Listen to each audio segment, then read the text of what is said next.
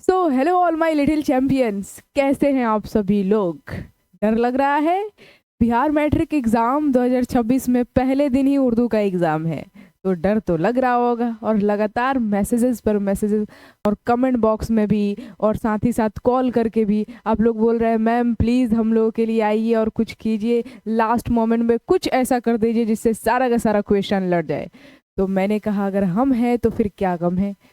Specially आप सभी हमारे जितने भी लिटिल चैंपियंस हैं, आप सभी लोगों के लिए मैं आई हूँ। और आज के इस क्लास में हम सभी लोग क्लास 10th के उर्दू का जो बुक है, चाहे वो दरक्षा हो चाहे वो रोशनी हो, दरक्षा और रोशनी दोनों बुक से मिलाकर के सारे ऑब्जेक्टिव क्वेश्चन का खात्मा कर देने वाले हैं। जो बिहार मैट्रिक एग्जाम 2026 17 फरवरी को पहले दिन ही उर्दू का एग्जाम है, सारे के सारे क्वेश्चन लड़ जाएंगे आज ही के क्लास से।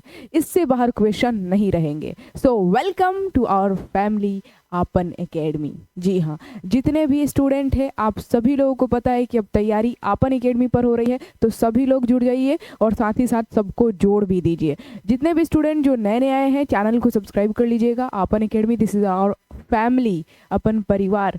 तो जुड़िए पूरे विश्वास पूरे भरोसे के साथ, ठीक है। और साथ ही साथ आज के इस क्लास को लाइक तो बनता है, शेयर कीजिए जितना ज़्यादा हो सके, स्टेटस पे डालिए ताकि सबको पता चले yes you are preparing for matric exam 2026, ठीक है।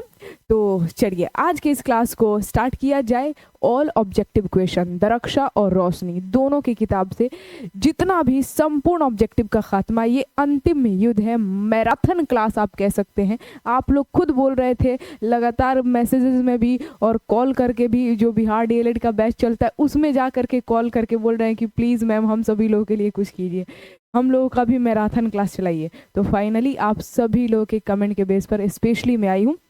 और आज है अंतिम युद्ध। आज का ये क्लास क्यों लिखा गया है अंतिम युद्ध, अंतिम प्रहार, एग्जाम डोज। आज के इस क्लास को देख लेते हैं, पूरा कंप्लीट कीजिएगा लास्ट तक। मैं पूरे विश्वास के साथ कह रही हूँ कि सारा का सारा क्वेश्चन यहीं से आएगा, ठीक है। बस ये एक क्लास को पढ़ लेना है, ये एक क्लास को ख़त्म कर लेना है, ऑब्जेक्टिव का टेंशन ख़त्म हो जाएगा। बस ये एक क्लास है, मैराथन क्लास, जिसको अगर आप लोग कर लेते हैं, पढ़ लेते हैं, तो कंप्लीट है कि आपका ऑब्जेक्टिव पूरा का पूरा सही होगा। एकदम पूरे 100% श्योरिटी मैं आपको दे रही हूँ कि सारा का सारा ऑब्जेक्टिव आप सही कर पाएंगे। आज के इस क्लास को कवर कर लेते हैं, बस इतना ही आपको आज के इस क्लास में पढ़ना है। बस एक ही क्लास काफ़ी है, यहाँ पर लिख दिया गया है, ठीक है। तो आप सभी लोग तैयार हैं पूरे किताब का खात्मा करने के लिए, सारा का सारा ऑब्जेक्टिव? तो एक बार वीडियो को लाइक शेयर कर दीजिए और चलिए स्टार्ट करते हैं। स्मार्ट बोर्ड पर नहीं, मैं डायरेक्ट डेस्कटॉप पर आप लोगों को बताऊंगी।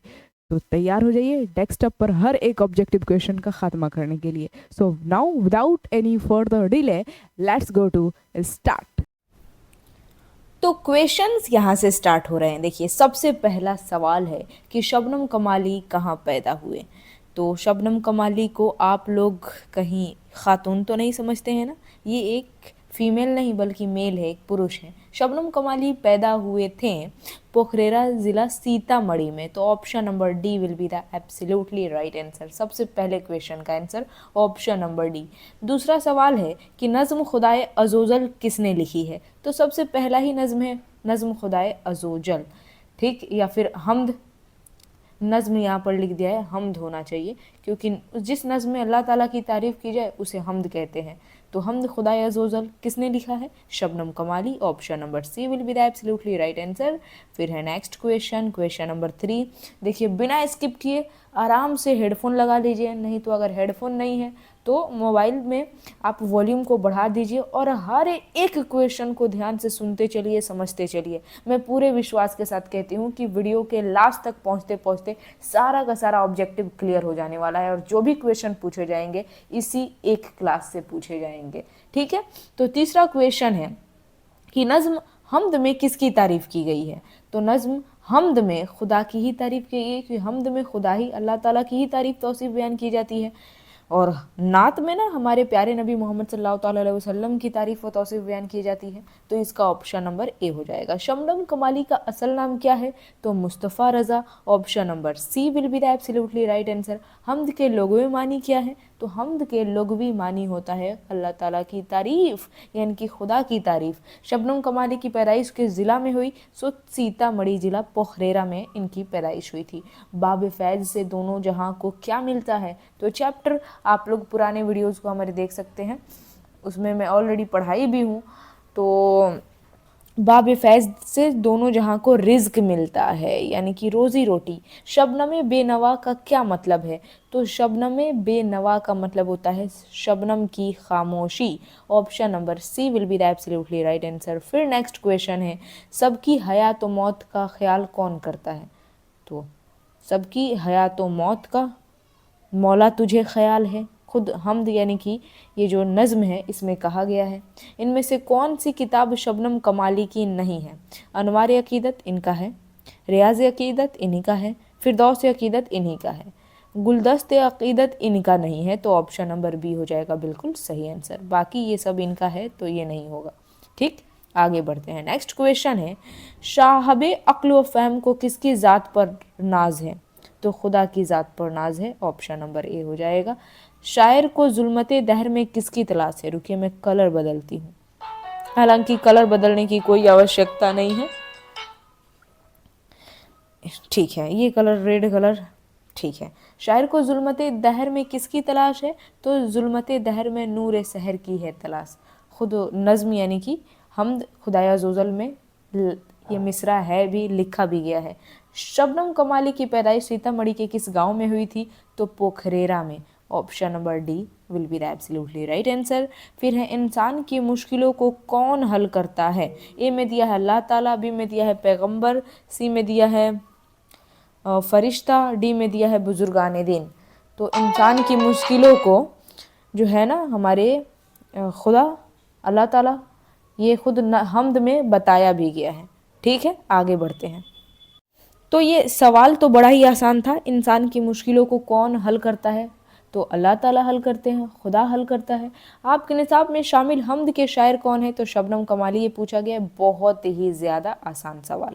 अब आगे बढ़ा जाए तो अगला क्वेश्चन दूसरे चैप्टर से है, यानी कि रुकैया भाभी। सबसे पहला सवाल कि सुहेल अज़ीम आबादी की पैदाइश कब हुई? तो ये सबको पता है, 1911 पटना में हुई थी। सुहेल अज़ीम आबादी की वफ़ात कब हुई, यहाँ पर ये पूछ रहा है, तो 1980। सुहेल अज़ीम आबादी का असल नाम क्या है? या फिर पूछेगा सुहेल अज़ीम आबादी के बचपन का नाम क्या है? देखिए पूछा हुआ भी है। इनका असल नाम क्या है? तो सैयद मुजीबुर रहमान। बचपन का नाम क्या है? तो भी सैयद मुजीबुर रहमान। तो ऑप्शन नंबर इसमें डी और इसमें बी। फिर नेक्स्ट क्वेश्चन है कि सुहेल अज़ीम आबादी के पहले अफसानवी मजमुआ का क्या नाम था? तो इनके पहले अफसानवी मजमुआ का नाम था चार चेहरे, यानी कि अफसानवी मजमुआ का मतलब क्या हुआ? कहानी का किताब। रुकैया भाभी किस अफसाने का किरदार है, किस कहानी की पात्र हैं? तो भाभी जान नाम की कहानी की ही तो पात्र है रुकैया भाभी। फिर रुकैया भाभी का अख्तर से क्या रिश्ता था? तो रुकैया भाभी और अख्तर, अगर इन दोनों का रिश्ता देखा जाए तो भाभी और देवर का था। तो ऑप्शन नंबर ए। और ये थोड़ा सा जो क्वेश्चन है ना ये मिट गया है, तो इसको छोड़ देते हैं क्वेश्चन नंबर 8 को। और फिर नेक्स्ट क्वेश्चन है, अख्तर किस लड़की से शादी करना चाहता था? अख्तर जो है ना जमीला से शादी करना चाहता था, उस लड़की का नाम जमीला था। फिर नेक्स्ट क्वेश्चन है, सुहेल अज़ीम आबादी की पैदाइश कहाँ हुई? तो सुहेल अज़ीम आबादी की पैदाइश हुई थी पटना में। Option number A will be the absolutely right answer. Suhail Azimabadi के एक नावल का नाम बताइए।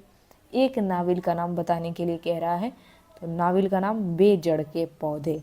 फिर नेक्स्ट क्वेश्चन है कि सुहेल अज़ीम आबादी ने कौन सा रोज़ाना अखबार निकाला था? तो उन्होंने जो अखबार निकाला था उसका नाम था साथी। फिर रुकैया भाभी को कॉलेज से माहाना कितनी तनख्वाह मिलती थी? मंथली जो इनको मिलता था ना वो 400 रुपये, और 50 रुपये जो है ना एक लड़की का ट्यूशन पढ़ाती थी, तो इनका कुल आमदनी 450 रुपये। भाईजान को बार बार जेल क्यों जाना पड़ता था? तो सियासत की वजह से, पॉलिटिशियन थे वो। जब रुकैया भाभी याद आती हैं तो मेरा सर होगा, मेरा सर खुद ब खुद जज्बा एहतराम से झुक जाता है, खाली जगह को भरना था। सुहेल अज़ीम आबादी की इब्तदाई तालीम कहाँ हुई? ये नेक्स्ट क्वेश्चन है। तो इब्तदाई तालीम उनके नानिहाल में, ऑप्शन नंबर बी। रुकैया भाभी की बेटी का क्या नाम था? ये बड़ा ही इम्पॉर्टेंट क्वेश्चन है। उनकी बेटी का नाम रेहाना था। अख्तर क्या करते थे? तो अख्तर जो है ना शेर व शायरी करते थे, जो रुकैया भाभी के देवर थे। निसाब में शामिल अफसाना भाभी जान किसकी तख्लीक है, यानी कि किनका लिखा हुआ है? सुहेल अज़ीमाबादी का लिखा हुआ है। सुहेल अज़ीमाबादी का घरेलू माहौल कैसा था?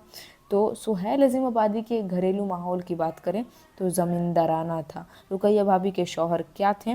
तो एक सियासतदान यानी कि पॉलिटिशियन थे। अफसाना भाभी जान का मरकज़ी किरदार कौन है? रुकैया भाभी ही तो हैं। अफसाना नसीर और खदीजा के मुसन्निफ़ कौन है? ये क्वेश्चन पूछा भी गया है मैट्रिक के एग्ज़ाम में। तो राशिदुल खैरी, ऑप्शन नंबर ए हो जाएगा। फिर नेक्स्ट क्वेश्चन है कि सुहेल अज़ीमाबादी का कौन सा अफसाना आपके निसाब में शामिल है? तो ए में दिया है आसियाना, बी में फ़रार और सी में दिया है भाभी जान। बिल्कुल भाभी जान होगा। भाभी जान का ताल्लुक़ किस नस्री सिन्फ से है? तो भाभी जान एक अफसाना है। Option A will be the absolutely right answer. अब देखिए नेक्स्ट चैप्टर से सबसे पहला क्वेश्चन है कि फ़रार किसका अफसाना है? बहुत ही आसान सवाल। डॉक्टर मोहम्मद मोहसिन इस चैप्टर के राइटर हैं, यानी कि इस अफसाना के अफसाना निगार हैं। फ़रार ये जो कहानी है डॉक्टर मोहम्मद मोहसिन का लिखा हुआ है। बहुत ही ज़बरदस्त कहानी है ये।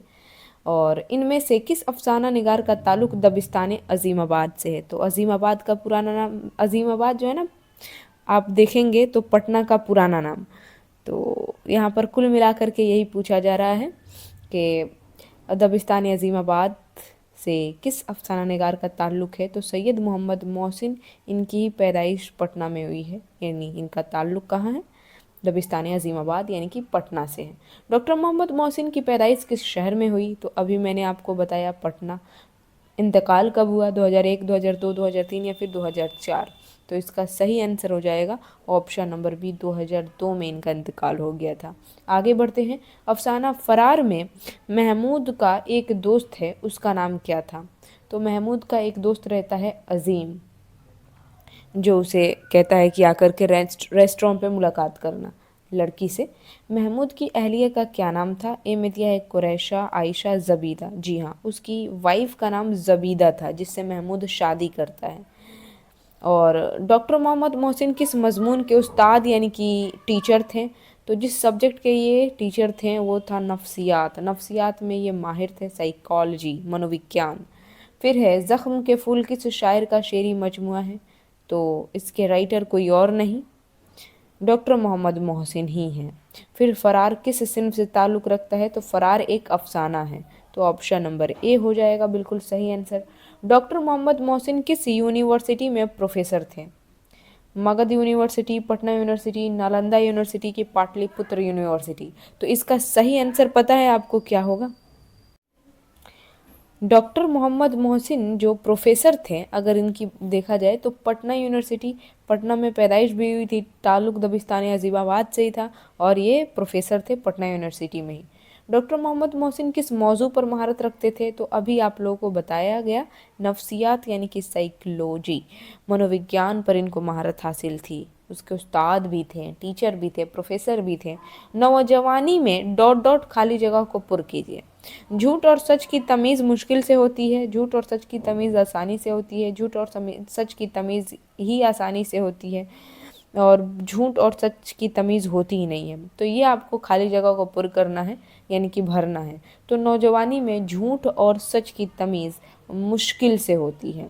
ऑप्शन नंबर ए हो जाएगा बिल्कुल सही आंसर।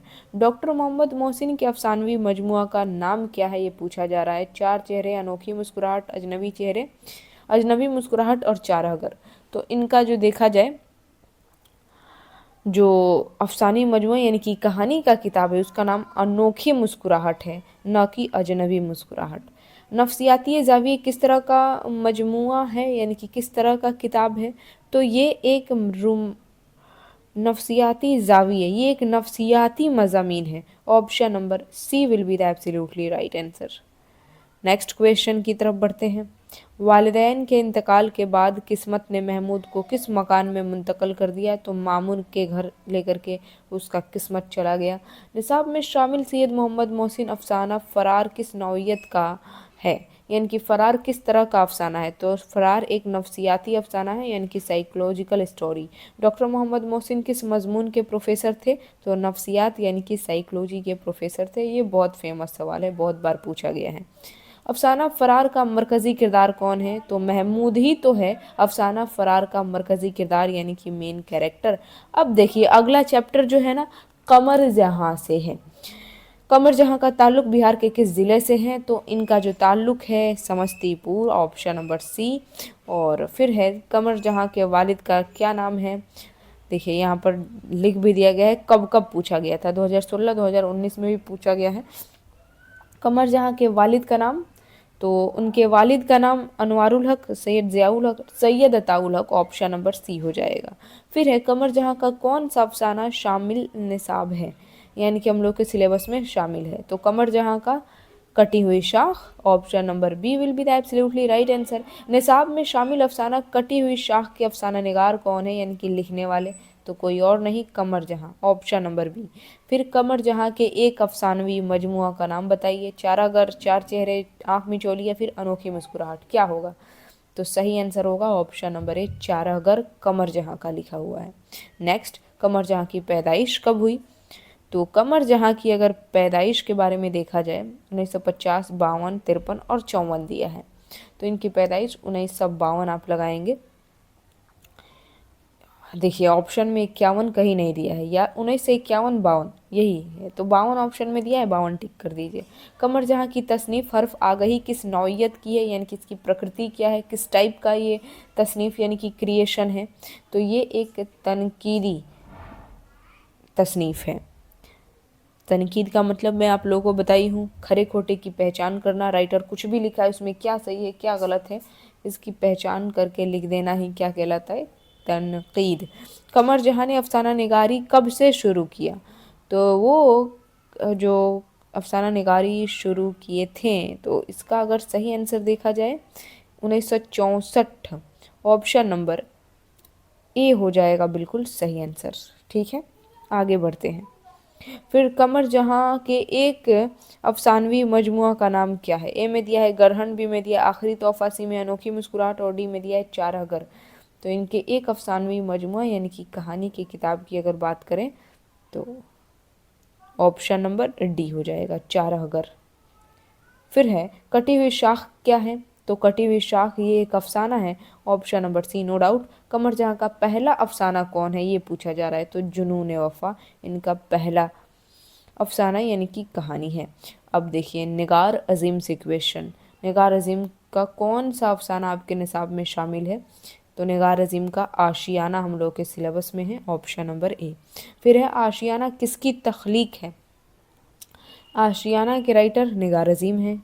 सिराज और इरफाना किस अफसाने के किरदार हैं? तो आशियाना इसी अफसाना यानी कि कहानी के पात्र हैं। निगार अजीम का असल नाम, तो मलिका महर निगार। बहुत आसान आसान सवाल पूछा है। अफसाना आशियाना में सिराज बरकत अली सिद्दीकी का रिश्ता में कौन था? तो सिराज जो था वो बेटा था बरकत अली सिद्दीकी का, तो ऑप्शन नंबर ए। निगार अजीम के पहले अफसानवी मजमुआ का नाम क्या है? तो उनके पहले अफसानवी मजमुआ का नाम है Aks, option number C will be the absolutely right answer.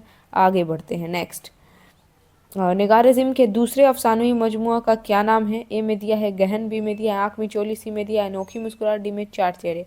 पहला का तो गहन, दूसरा का क्या होगा? यहाँ पर निगार अजीम के पहले अफसानवी मजमुआ का नाम, पहला का नाम अक्स रहता है और दूसरा का नाम गहन रहता है, तो option number A will be the absolutely right answer. 7 का ये हो जाएगा। अफसाना आशियाना में सिराज की बीवी का नाम क्या था? तो इरफाना नाम रहता है सिराज की बीवी का। बरकत अली सिद्दीकी किस अफसाने के किरदार हैं, किस कहानी के पात्र हैं? तो बरकत अली सिद्दीकी ये भी तो आशियाना नाम के चैप्टर के ही तो इसी कहानी के पात्र है ना। निगार अजीम ने किस बादशाह की शायरी पर तनकीदी किताब लिखी? तो कोई और नहीं थे, वो थे बहादुर शाह जफ़र, जिन पर किताब लिखे। सिराज की मुलाजमत किस शहर में मिली थी? तो सिराज की अगर मुलाजमत नौकरी की बात करें तो बेंगलोर में मिली थी, जहाँ पर सिराज के अबू अम्मी गए थे। निगार अजीम का अफसाना आशियाना किस तरह का अफसाना है? तो आशियाना जो है ना, ये एक ऑप्शन में देखिए कहीं पर भी समाजी नहीं लिखा हुआ है, ऑप्शन ए में दिया है जासूसी, तारीखी, रूमानी और नफ्सियाती। कहीं पर भी समाजी नहीं लिखा है। आशियाना एक सामाजिक कहानी है जिसमें समाज के कहानी बयान की गई है, समाज की रियलिटी बयान की गई है कि किस तरीके से एक समाज में रहने वाले माता पिता यानी कि जो अबू अम्मी होते हैं उनकी क्या दुख है, क्या तकलीफ़ है, अपना घर अपना ही होता है। तो ये जो है ना सामाजिक कहानी है, लेकिन ऑप्शन में कहीं पर भी नहीं दिया है, तो आप ऑप्शन नंबर डी टिक कीजिए, नफ्सियाती। क्योंकि सामाजिक के साथ साथ ये एक नफ्सियाती यानी कि साइकोलॉजिकल भी स्टोरी है, मनोवैज्ञानिक कहानी। अब देखिए अगला क्वेश्चन बड़ा ही इम्पोर्टेंट चैप्टर से है, आलमी हिद्दत नाम के चैप्टर से। ज़मीन के दर्जा हरारत में जो औसत इजाफा हो रहा है उसे क्या कहते हैं? उसी को ग्लोबल वार्मिंग कहते हैं, यानी कि पृथ्वी के टेम्परेचर में बढ़ंती को ग्लोबल वार्मिंग कहते हैं। क्योटो में ग्लोबल वार्मिंग पर कॉन्फ्रेंस कब हुई थी? तो क्योटो में 2007 में ही तो हुआ था, ऑप्शन नंबर डी हो जाएगा। ग्लोबल वार्मिंग कैसा मसला है? तो ये एक संगीन यानी कि सीरियस मसला है। बाल विज्ञान कांग्रेस 2008 में भारत के किस शहर में मुनक्किद किया गया था? तो ये भारत के शहर दीमापुर, वेरी गुड, दीमापुर में मुनक्किद किया गया था ये कॉन्फ्रेंस। ज़मीन का दर्ज हरारत पिछले 100 बरस में कितना बढ़ गया है? तो 0.75 डिग्री सेल्सियस। देखिए ऑप्शन नंबर डी हो जाएगा बिल्कुल सही आंसर। किस फसल के खेतों से मीथेन गैस ज़्यादा निकलती है? तो इसका बहुत ही इम्पॉर्टेंट, ध्यान में रखते हुए इसका सही आंसर आप लोग बताइएगा। किस फसल के खेतों से मीथेन गैस ज़्यादा निकलती है? और वो है धान की खेत। गेहूं की खेत मत लगा दीजिएगा, धान की खेतों से सबसे ज़्यादा मीथेन गैस निकलता है। बाल विज्ञान कांग्रेस में कौन मशहूर साइंसदान शरीक हुए? APJ Abdul Kalam Azad. Option number B, chief guest के तौर पर यही गए थे। धान के खेतों और गाय भैंस के गोबरों से कौन सी गैस निकलती है? तो मीथेन गैस, ऑप्शन नंबर ए।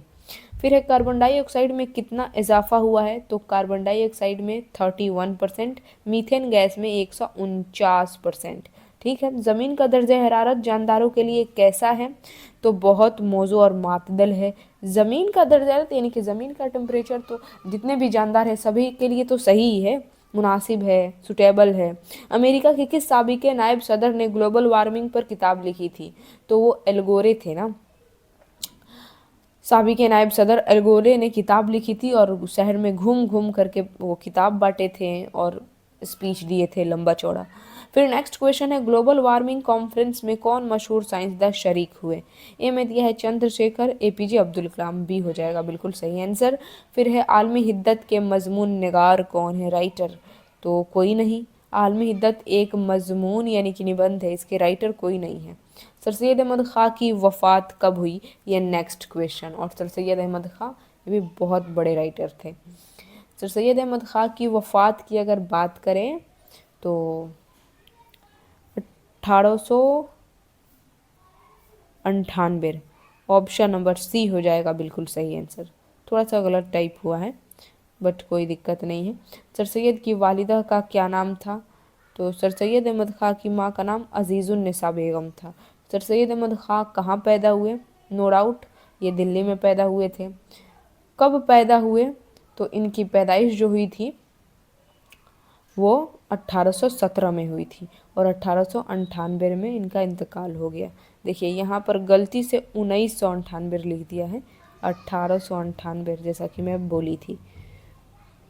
सर सैयद का कौन सा मजमून आपके निसाब में शामिल है? तो रया नाम का मजमून हम लोग के सिलेबस में है। सर सैयद अहमद ख़ान ने अलीगढ़ में कौन सा इदारा कायम किया? तो अलीगढ़ मुस्लिम यूनिवर्सिटी ये कायम किए थे यानी कि खोले थे। सर सैयद कहाँ मदफून है, इनको कहाँ दफन किया गया? तो अलीगढ़ में ही दफन किया गया। सर सैयद ने कौन सा रिसाला जारी किया यानी कि कौन सा पत्रिका इन्होंने जारी किया? तो उस पत्रिका नाम था तहजीबुल अखलाक। फिर इन किताबों में से सर सैयद की तख्लीक कौन सी है? असारिल सनादिद इन्हीं का लिखा हुआ है। 9 का ऑप्शन नंबर ए ही हो जाएगा बिल्कुल सही आंसर। इन्हीं का लिखा हुआ किताब है असारिल सनादिद।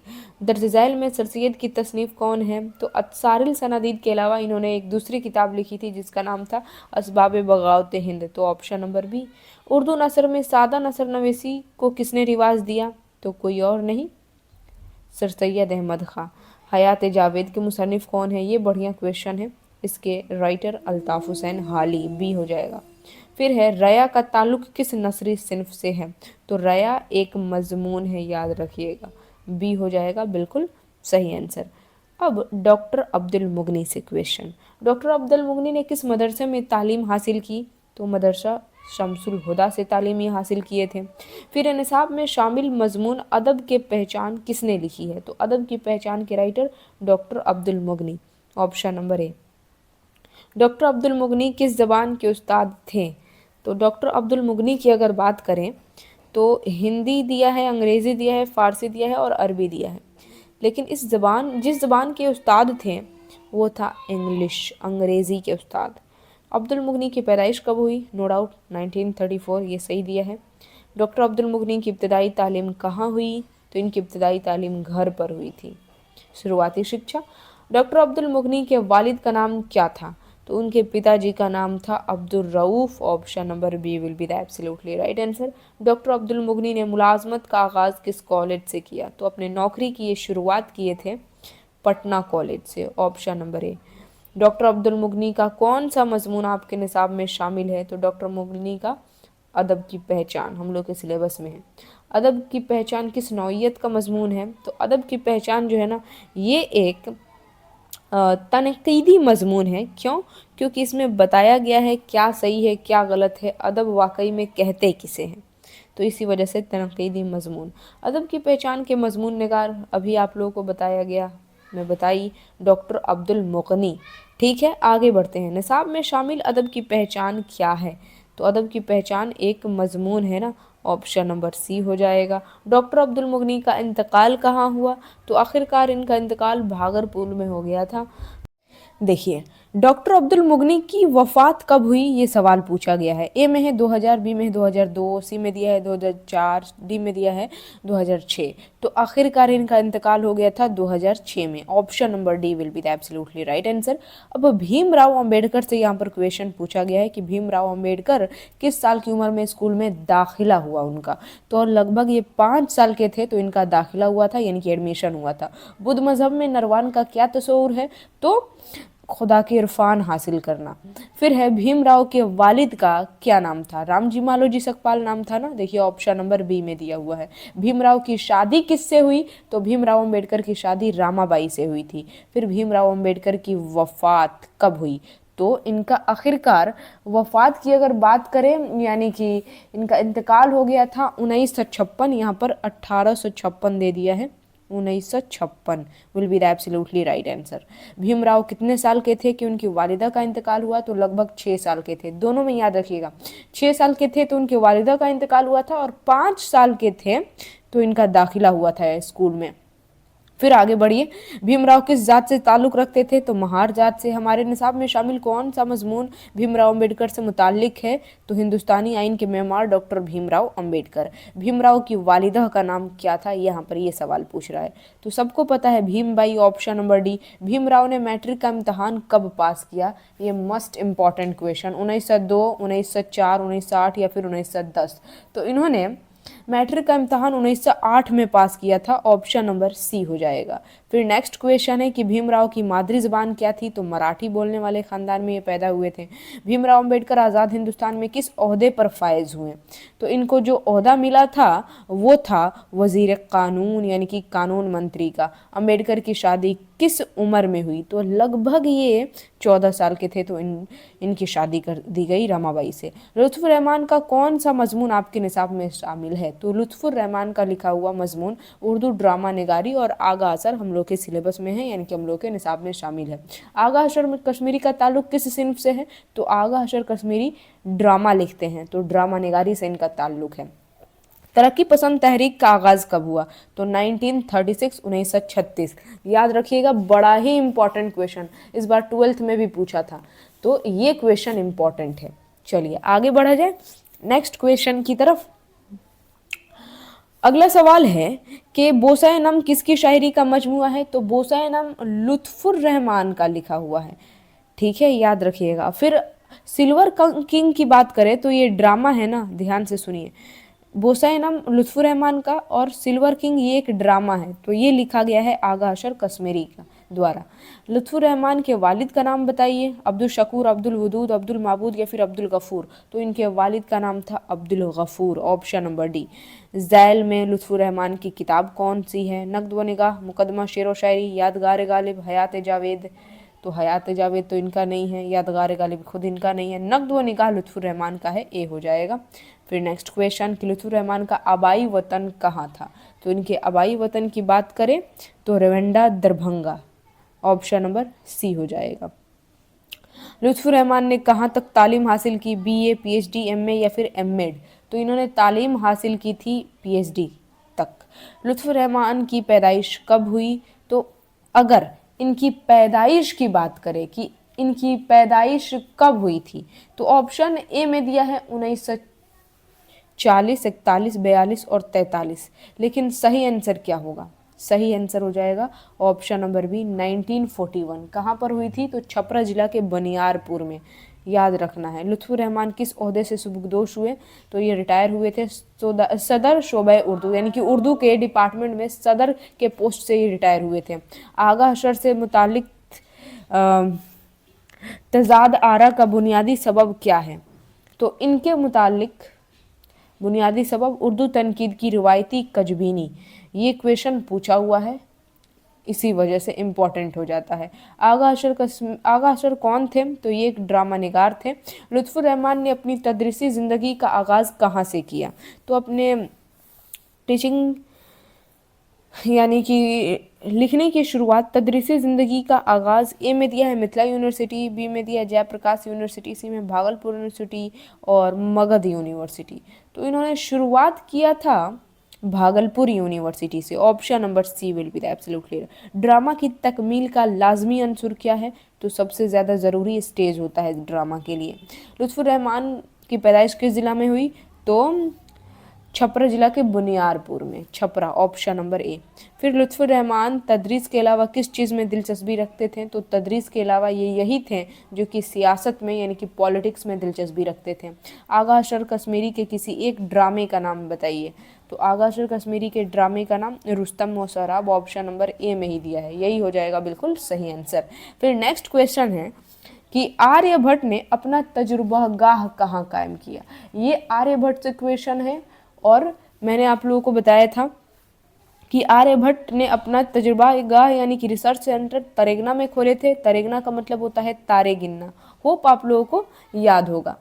आगे बढ़ते हैं नेक्स्ट कि आर्यभट्ट की पैदाइश कहाँ हुई? तो इनका ताल्लुक बिहार से ही है, इन्हें हम लोग कैसे भूल सकते हैं। हिंदुस्तान में गुप्त अहद को कैसा दौर कहा जाता है? तो सुनहरा दौर। आर्य सिद्धांत और तंत्र नाम की किताब के मुसन्निफ कौन है? तो आर्य सिद्धांत और तंत्र नाम की किताब के राइटर कोई और नहीं, आर्यभट्ट ही हैं। फिर आर्यभट्ट का सने पैदाइश क्या है? कब ये पैदा हुए थे? तो 400 ये में दिया है 75, 66, 55, 76, 476, ऑप्शन नंबर डी। आर्यभट्ट ने किस साइंसदान की रहनुमाई की थी? तो पाइथागोरस की रहनुमाई की थी।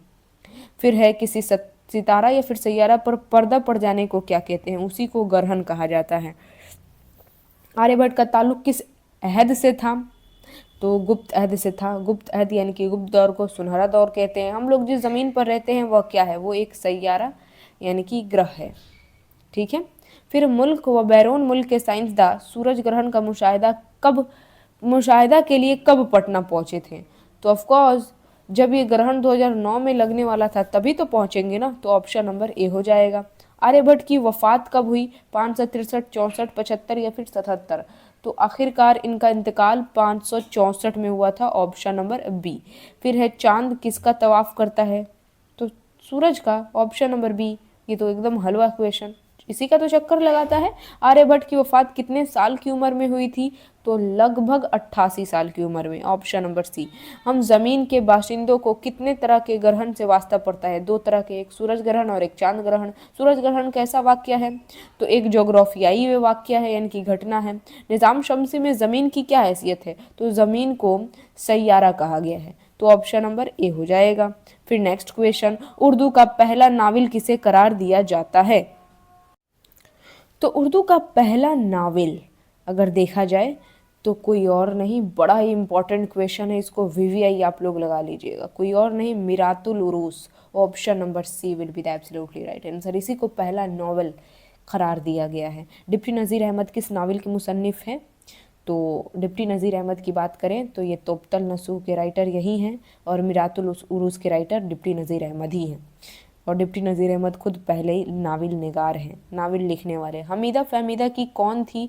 तो हमीदा, फहमीदा और मंजली बेटी हमीदा, तो हमीदा क्या है? बेटी है। डिप्टी नज़ीर अहमद ने किस सिन्फ का आगाज़ किया? तो नावल लिखकर नावल निगारी की शुरुआत किए थे। नज़ीर अहमद की पैदाइश कब हुई? तो नज़ीर अहमद की पैदाइश हुई थी 1836। ऑप्शन नंबर डी हो जाएगा बिल्कुल सही आंसर। फिर है तोप्तल नसूह किसका नावल है? तो तोप्तल नसूह डिप्टी नज़ीर अहमद का नावल है। फिर नज़ीर अहमद ने दिल्ली के किस कॉलेज में दाखिला लिया? शिबली कॉलेज, मौलाना आज़ाद कॉलेज, दिल्ली का कॉलेज, हमदर्द कॉलेज। तो इन्होंने दिल्ली कॉलेज में दाखिला लिया था, एडमिशन। तोप्तल नसूह कब मंजर आम पर आया, यानी कि तोप्तल नसूह को कब प्रकाशित किया गया? तो 1877 में इसको प्रकाशित किया गया, यानी कि शाये किया गया था। नज़ीर अहमद आला तालीम हासिल करने के लिए कहाँ गए? दिल्ली ही गए थे, दिल्ली कॉलेज में जाकर के दाखिला करवाए थे। फिर नज़ीर के वालिद का क्या नाम था? सादत अली, शहादत अली, शराफत अली, लियाकत अली। ये तो नहीं होंगे, या तो शहादत अली नहीं तो सादत अली, तो सादत अली याद रखिएगा। Option number A will be the absolutely right answer. फिर है उर्दू में पहला नावल निगार डिप्टी नज़ीर अहमद को कहा जाता है, तो ऑप्शन नंबर बी हो जाएगा। हमीद नसूह की कौन थी? हमीदा, तो हमीदा नसूह की बेटी ही तो थी। फहमीदा भले ही उसकी बीवी थी। नावल तोप्तल नसूह में मरकज़ी किरदार कौन है? तो तोप्तल नसूह में नसूह जो है ना मेन कैरेक्टर है, यानी कि मरकज़ी किरदार। फिर है नज़ीर अहमद ने किसकी तालीम और तरबियत के लिए नावल लिखे? तो अपने बेटियों के लिए लिखे थे। सी। नज़ीर अहमद का इंतकाल कब हुआ? तो नज़ीर अहमद का इंतकाल हुआ था 1910 में। Option number B will be the absolutely right answer. ठीक है, आगे बढ़ते हैं। नज़ीर अहमद का ताल्लुक़ उर्दू नसर के किस सिन्फ से था? तो नज़ीर अहमद का ताल्लुक़ जो था वो था नावल से। ऑप्शन नंबर सी हो जाएगा बिल्कुल सही आंसर। मिर्ज़ा गालिब का पूरा नाम क्या था? मिर्ज़ा गालिब से क्वेश्चन स्टार्ट। मिर्ज़ा गालिब का पूरा नाम जो है ना अब्दुल्ला बेग खां था, तो option number B will be the absolutely right answer. Mirza Ghalib कहाँ पैदा हुए? तो मिर्ज़ा गालिब की पैदाइश उनके नानियाल आगरा में हुई थी। गालिब कब पैदा हुए? तो गालिब की पैदाइश 1797 में हुई थी। ऑप्शन नंबर ए हो जाएगा बिल्कुल सही आंसर।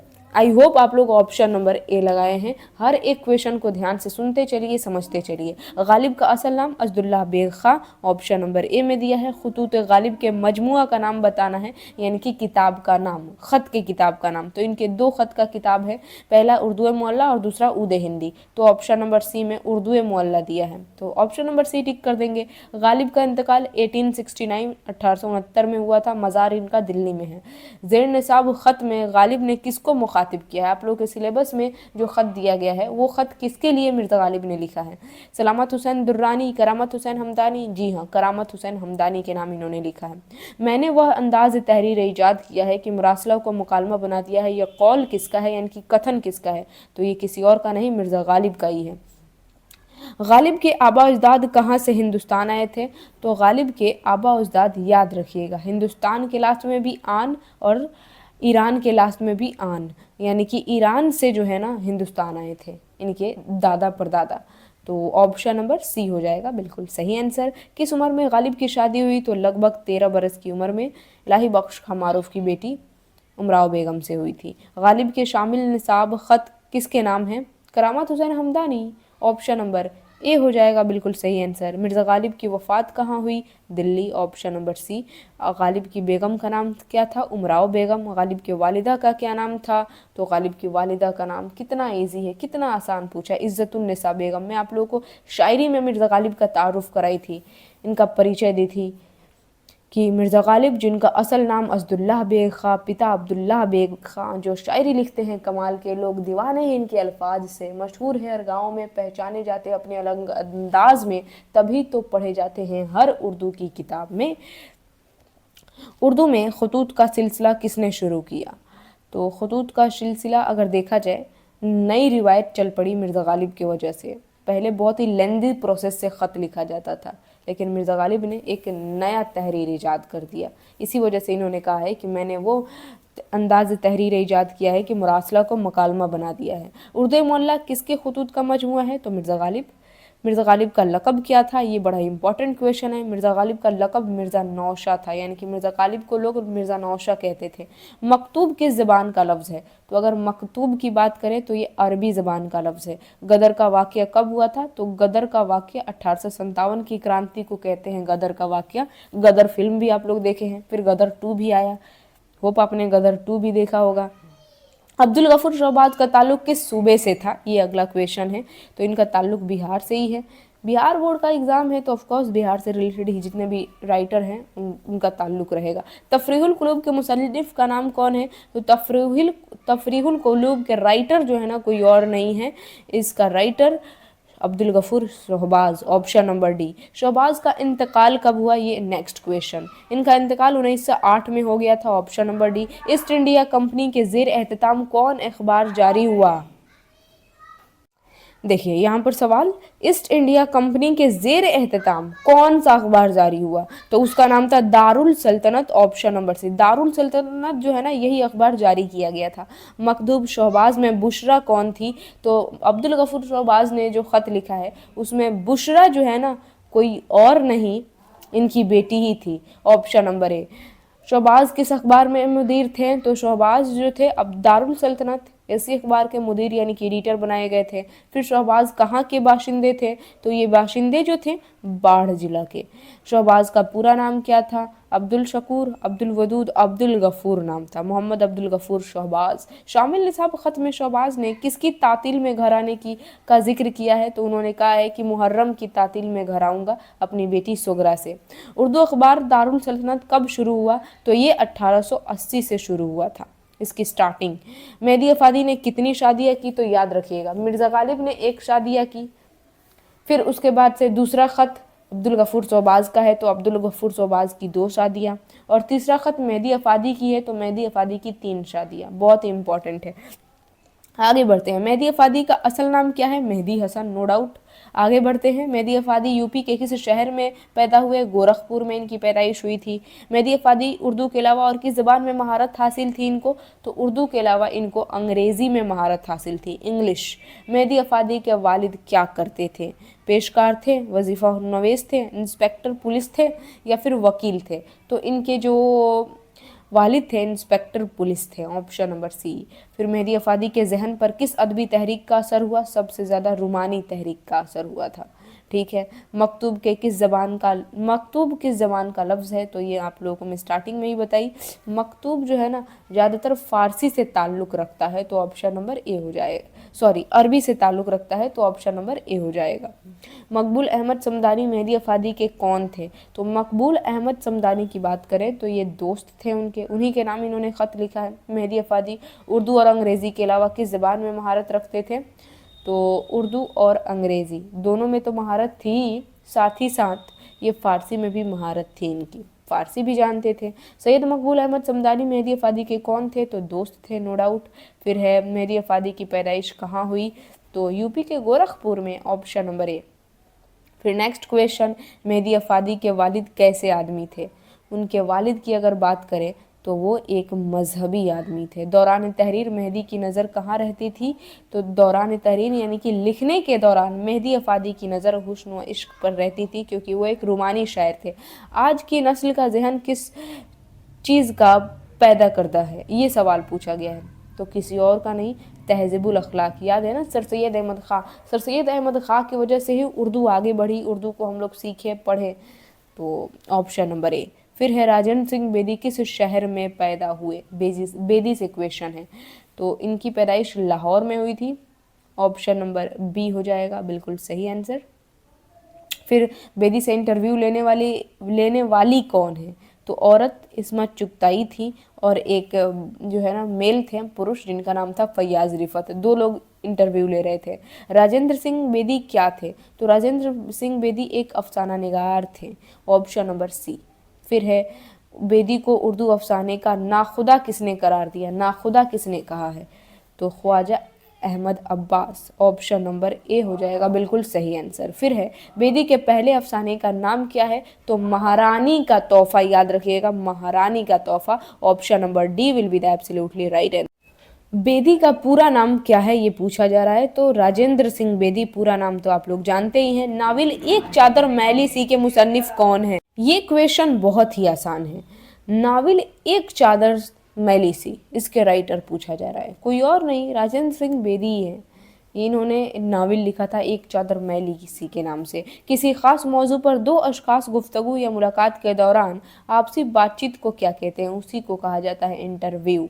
ऑप्शन नंबर ए। फैयाज रिफत का ताल्लुक किस शोबे से था? तो फैयाज रिफत ये भी इंटरव्यू ले रहे थे और राजेंद्र सिंह बेदी की, तो इनका ताल्लुक ऑल इंडिया रेडियो से था। फिर बेदी के पहले अफसानवी मजमूए का नाम क्या है? तो राजेंद्र सिंह बेदी के पहले अफसानवी मजमूए यानी कि कहानी की किताब का नाम है दाना वदाम, याद रखिएगा। शामिल निसाब इंटरव्यू में किसका इंटरव्यू लिया गया है? किसी और का नहीं, बेदी का ही तो इंटरव्यू लिया गया है, तभी तो चैप्टर का नाम है बेदी से इंटरव्यू। पैदाइश कब हुई? तो 1915 में हुई थी, ये बहुत ईजी है। फिर Faiyaz Rifat all India radio में किस ओहदे पर पहुंचे थे? तो वो पहुंचे थे स्टेशन डायरेक्टर के पोस्ट पर। Option number A. चकबस्त का इंतकाल किस बीमारी से हुआ? ये बड़ा क्वेश्चन फेमस है और इसका आंसर याद रखिएगा फालिज की वजह से। निसाब में शामिल नज़्म मनाजिर कुदरत के शायर कौन हैं? तो चकबस्त ही हैं। Option number A. चकबस्त का पूरा नाम पंडित ब्रज नारायण चकबस्त, तो ऑप्शन नंबर बी हो जाएगा। फिर चकबस्त का इंतकाल कब हुआ? 1926 में ही तो ये जो केस लड़ करके और मुकदमा जीत करके वापस आ रहे थे, रायबरेली स्टेशन पर ये पहुंचे थे और बैठे थे तो फालिज का हमला हो गया और वहीं पर इनका इंतकाल हो गया। चकबस्त की पैदाइश कब हुई? तो इनकी पैदाइश हुई थी 82 में। चकबस्त की कौन सी नज़्म आपके निसाब में शामिल है? तो मनाजिर कुदरत या नहीं तो मनाजिर फितरत लिखिएगा।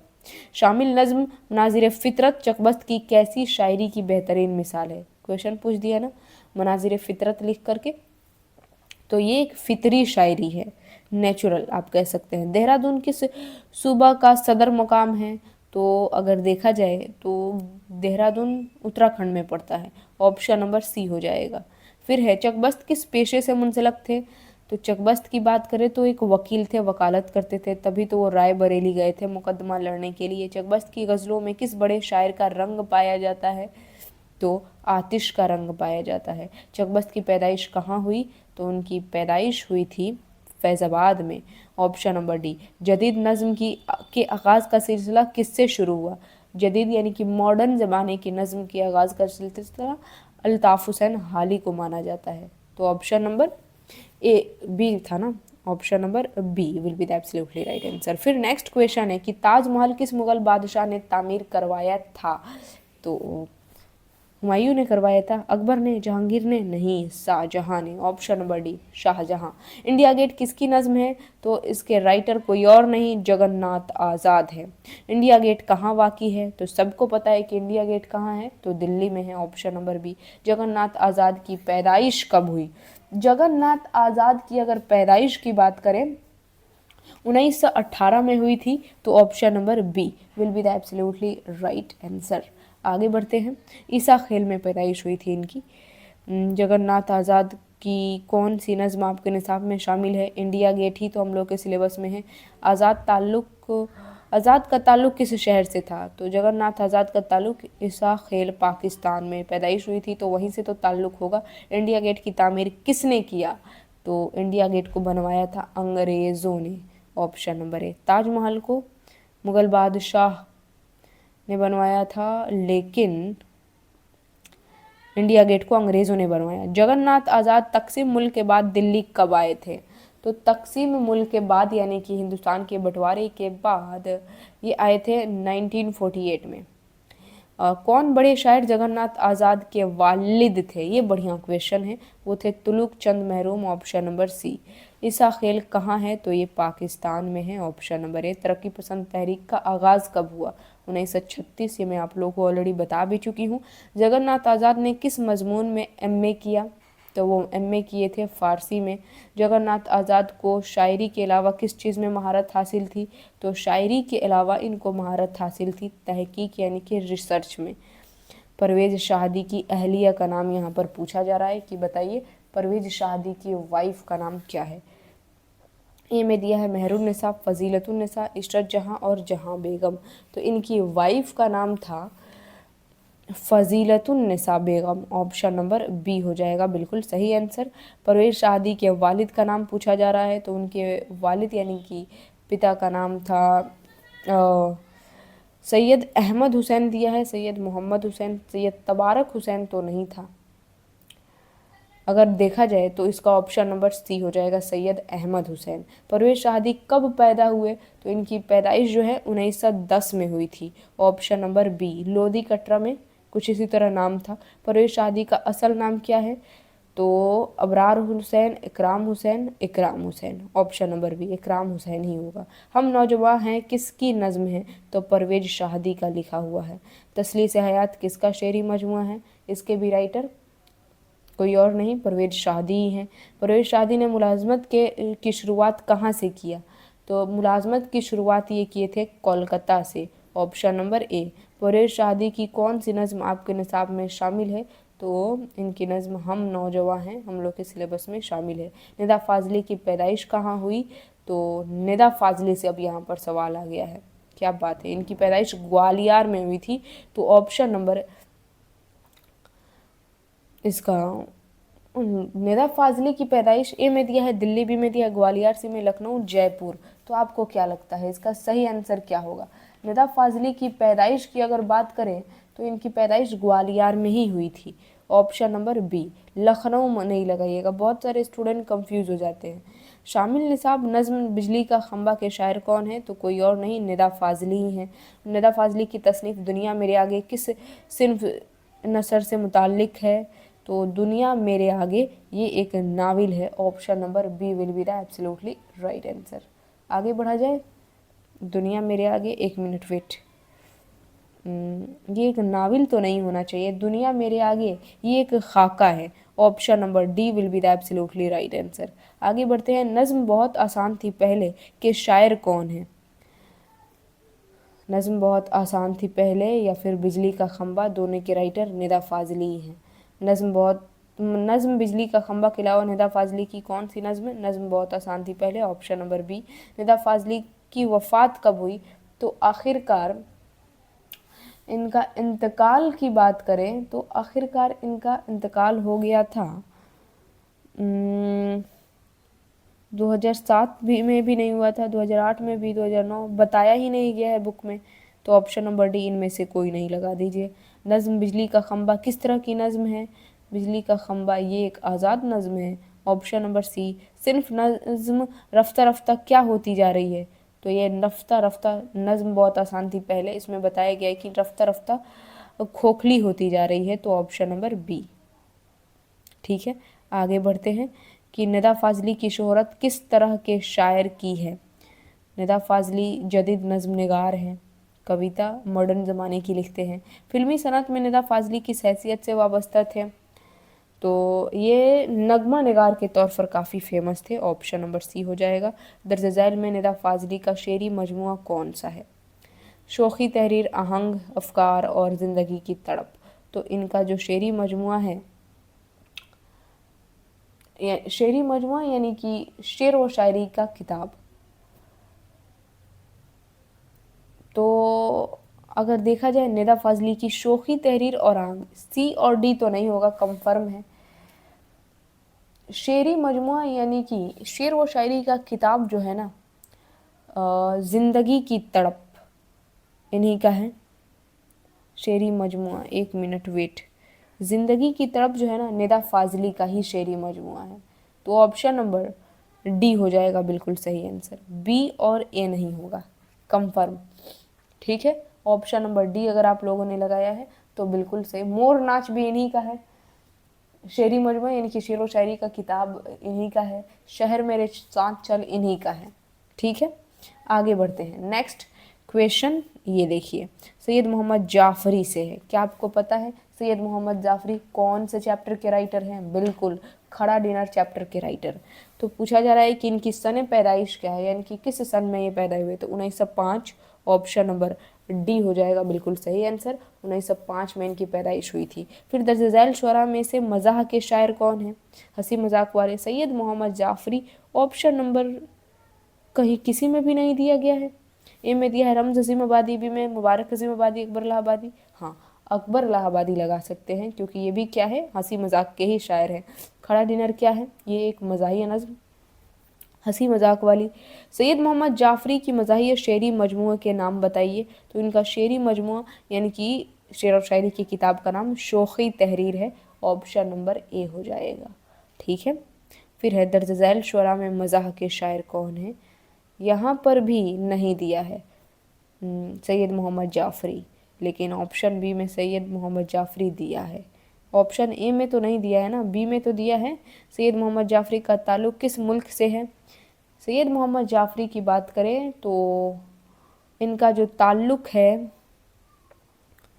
पाकिस्तान से है। Option number C will be the absolutely right answer, क्योंकि इनकी पैदाइश लाहौर में हुई है और इनके पिताजी का नाम लास्ट में अली लगा देंगे तो सैयद मोहम्मद अली जाफरी हो जाएगा। ठीक ठीक।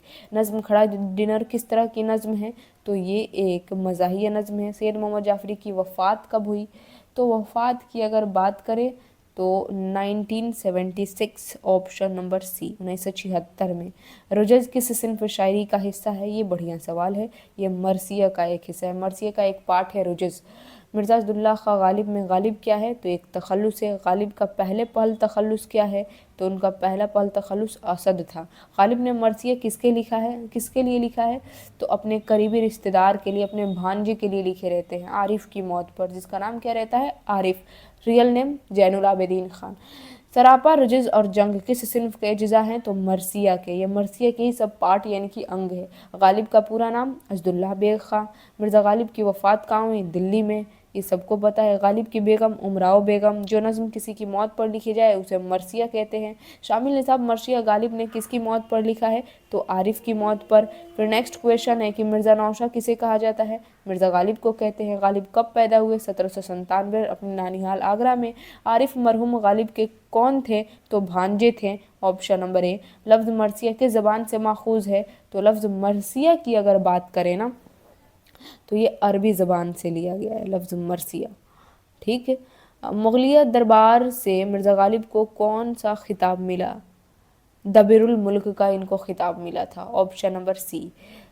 वाक़िए करबला के अलावा किसी फ़र्द पर मरसिया लिखने को क्या कहते हैं? उसे शख्सी मरसिया कहते हैं। किसी शख्स के ऊपर अगर मरसिया लिखा जाए तो। मिर्ज़ा गालिब का लक़ब क्या था? मिर्ज़ा नौशाह। जिस नज़्म में किसी के मरने वाले पर गम का इज़हार किया जाए उसे ही मरसिया कहते हैं। फिर है गालिब ने उर्दू के अलावा किस ज़बान में शायरी की? तो उर्दू के अलावा इन्होंने फ़ारसी में शेर व शायरी की थी। अब आ जाइए नेक्स्ट टॉपिक पर बढ़ते हैं। नेक्स्ट जो आप कह सकते हैं चैप्टर है जिसका नाम क्या है? ज़हर इश्क, जिसके राइटर शौक लखनवी। देखिए मिर्ज़ा शौक किस मसनवी का, मिर्ज़ा शौक की मसनवी का नाम बताइए। तो इनकी मसनवी का नाम ज़हर इश्क, लेकिन ऑप्शन में दिया तो नहीं है। ज़हर इश्क कहीं पर भी नहीं दिया है तो क्या लगाएंगे? ज़हर इश्क हो, फ़रेब इश्क हो या फिर बहार इश्क हो, इन्हीं का लिखा हुआ है। तो ज़हर इश्क नहीं दिया है, फ़रेब इश्क तो दिया है ना, बी टिक कर दीजिए। मिर्ज़ा शौक लखनवी का ख़ानदानी पेशा क्या था? तिबावत का।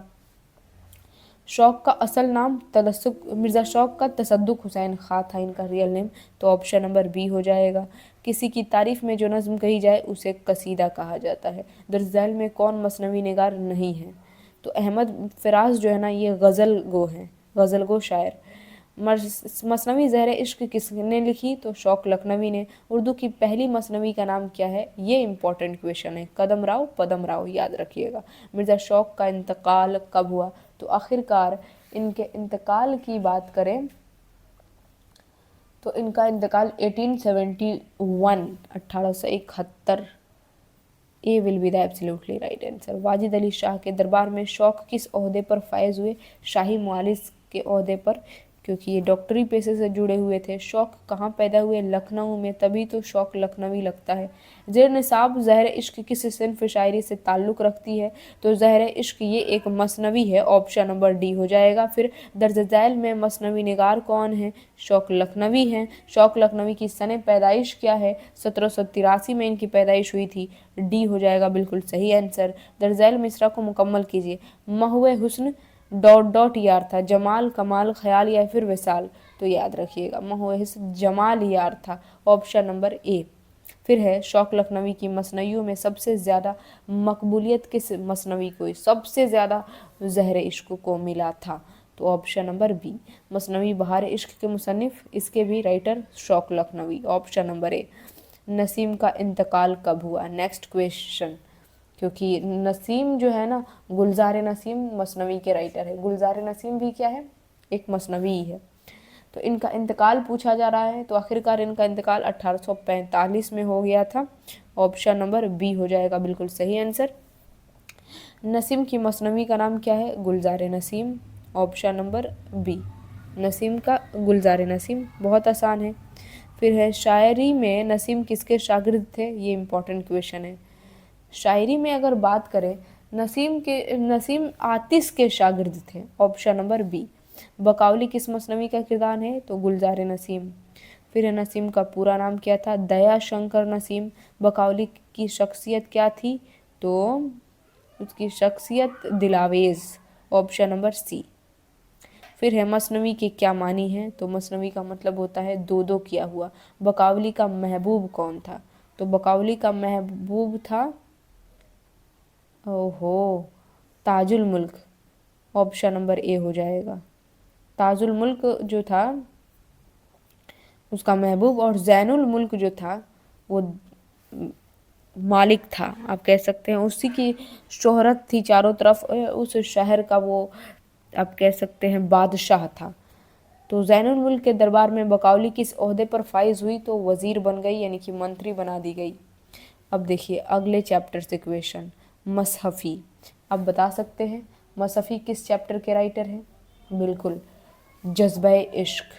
तो इनका पूरा नाम ग़ुलाम हमदानी है, ऑप्शन नंबर बी। मसहफ़ी की पैदाइश कहाँ हुई? तो इनकी पैदाइश की बात करें तो यूपी में हुई थी, यूपी के अमरोहा में, ऑप्शन नंबर सी। मसनवी किस ज़बान के तोस्त से उर्दू में आई? तो फ़ारसी से आई है ना, और ऑप्शन नंबर सी हो जाएगा, फ़ारसी से उर्दू में आई है। मसहफ़ी के वालिद कहाँ के रहने वाले थे?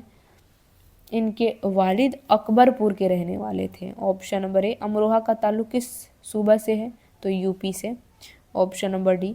मसनवी जज्बा इश्क के शायर कौन है, राइटर? तो ग़ुलाम हमदानी मसहफ़ी, ऑप्शन नंबर सी। फिर है मसहफ़ी की पैदाइश कब हुई? तो इनकी पैदाइश 1748, option number D will be the absolutely right answer. फिर है झैल में से कौन सी मसनवी मसहफ़ी की है? तो गुलजार नसीम ज़हर इश्क इनका तो नहीं है, ऑप्शन नंबर सी इनका है। मोदी खाना इनका लिखा हुआ है। कौन मशहूर शायर मसहफ़ी के शागिर्द थे? ये इम्पोर्टेंट क्वेश्चन। आतिश जो थे ना वो मसहफ़ी के शागिर्द थे। फिर नेक्स्ट क्वेश्चन मुबारक अज़ीम आबादी से है कि मुबारक अज़ीम आबादी के वालिद का नाम क्या था? फ़िदा हुसैन वामक, ऑप्शन ए में तो दिया ही हुआ है, ऑप्शन नंबर ए हो जाएगा बिल्कुल सही आंसर, क्योंकि मुबारक अज़ीम आबादी की गज़ल दी गई है हम लोग के सिलेबस में। फिर है मुबारक अज़ीम आबादी की पैदाइश कहाँ हुई? तो इनकी पैदाइश जो हुई थी वो 1869, जब मिर्ज़ा गालिब का इंतकाल हुआ था तब इनकी पैदाइश हुई थी, Tajpur, Darbhanga, option number B हो जाएगा। B will be the absolutely right answer. ठीक है, आगे बढ़ते हैं। जलवा दाग किसके मुंतखब कलाम का मजमुआ है? तो कोई और नहीं, मुबारक अज़ीम आबादी। जिस गज़ल में रदीफ़ ना हो उसे गैर मुरद्दफ़ कहा जाता है। ओहो, सी में दिया है गैर मुरद्दफ़। मुबारक अज़ीम आबादी के शेरी मजमुआ का क्या नाम था? तो उनके शेर व शायरी के किताब का नाम, यानी कि शेरी मजमुआ का नाम जलवा दाग था। फिर गज़ल के पहले शेर को मतला कहते हैं, आखिरी शेर को मक्ता कहते हैं। गज़ल अरबी के किस सिन्फ़ शायरी से माखूज़ है? तो कसीदे से ली गई है। उर्दू शायरी में मुबारक हुसैन के उस्ताद कौन थे? ये इंपॉर्टेंट क्वेश्चन है बड़ा ही। तो दाग दहलवी जो है ना उर्दू शायरी के उस्ताद थे। और मुबारक अजीम आबादी की पैदाइश कब हुई? इनकी पैदाइश 1869, ऑप्शन नंबर बी। मुबारक अजीम आबादी के मुंतखब कलाम का मजमूआ जलवा दाग कब शाये हुआ?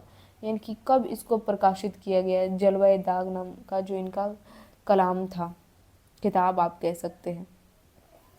तो इसका सही आंसर हो जाएगा 1951, ऑप्शन नंबर ए। 1951 में इसको प्रकाशित किया गया।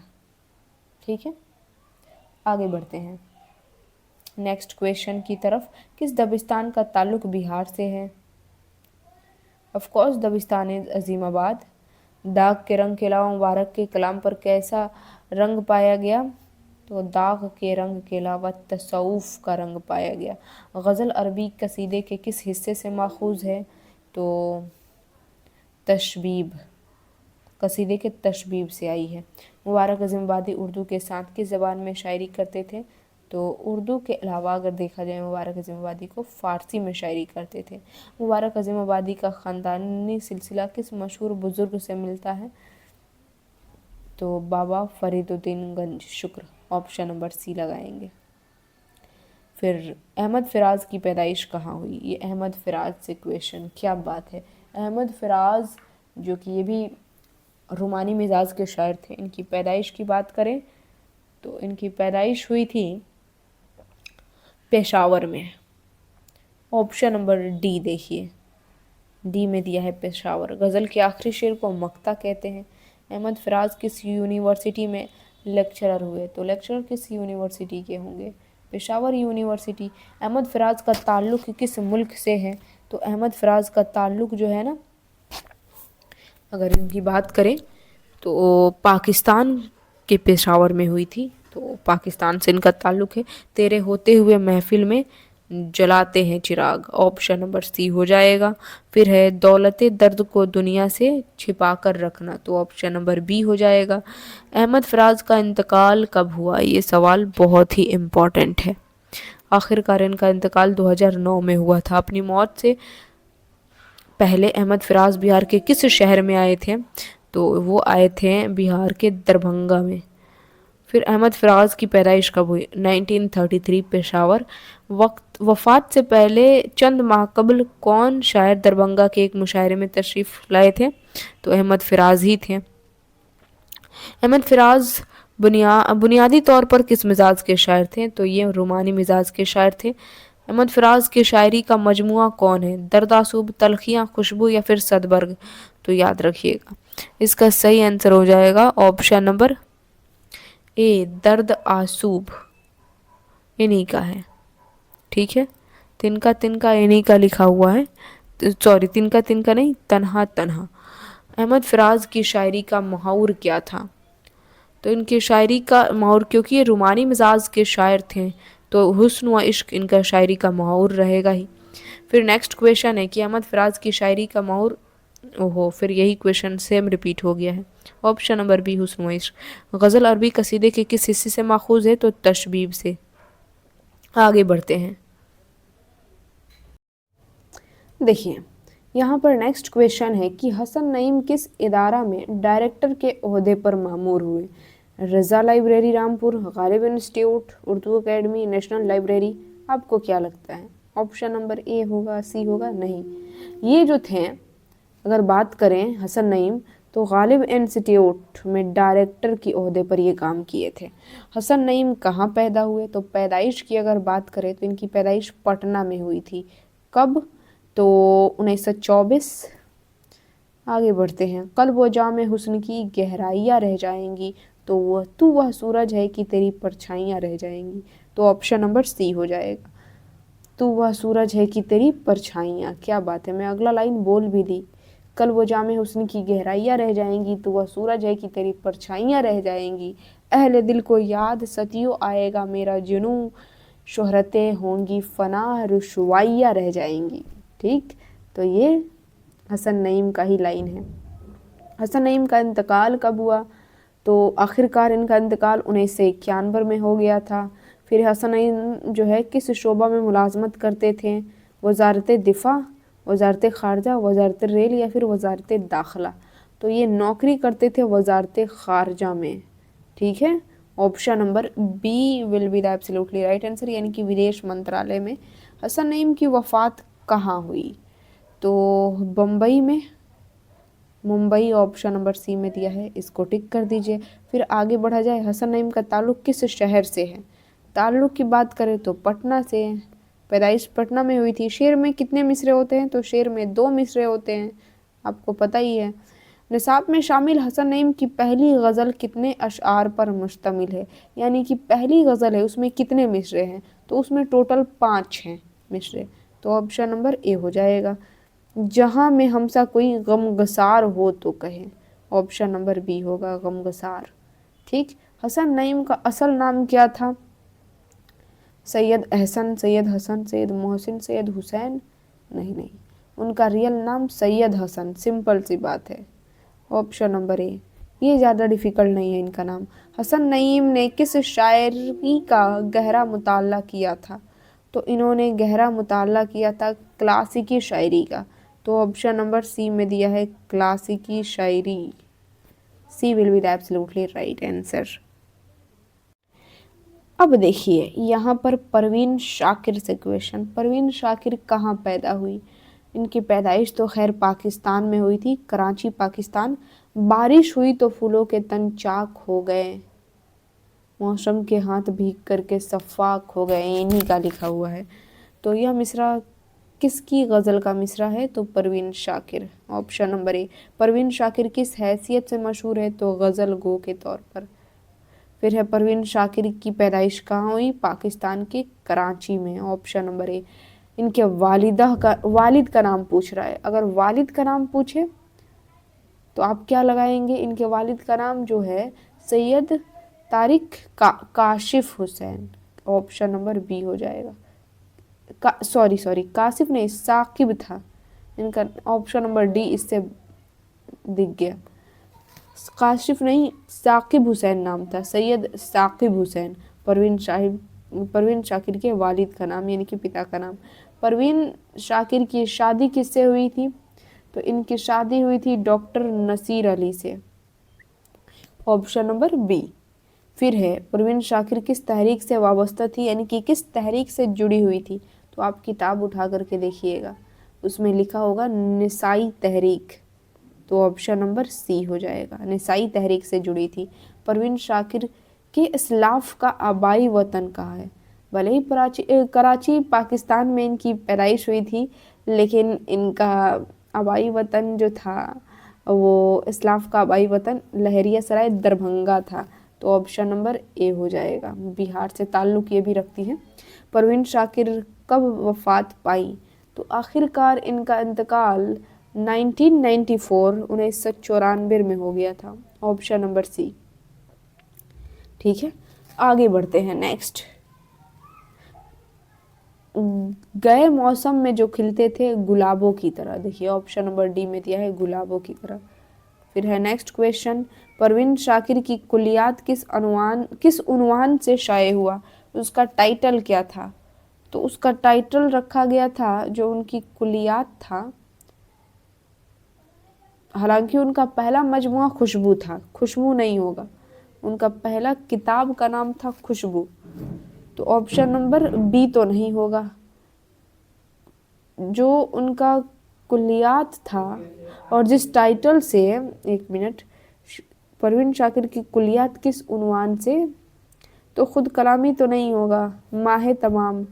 ठीक है, ऑप्शन नंबर ए हो जाएगा बिल्कुल सही आंसर, माहे तमाम के नाम से कुलियात इनका शाये हुआ। वेरी गुड, ऑप्शन नंबर ए सही है। आगे बढ़ते हैं।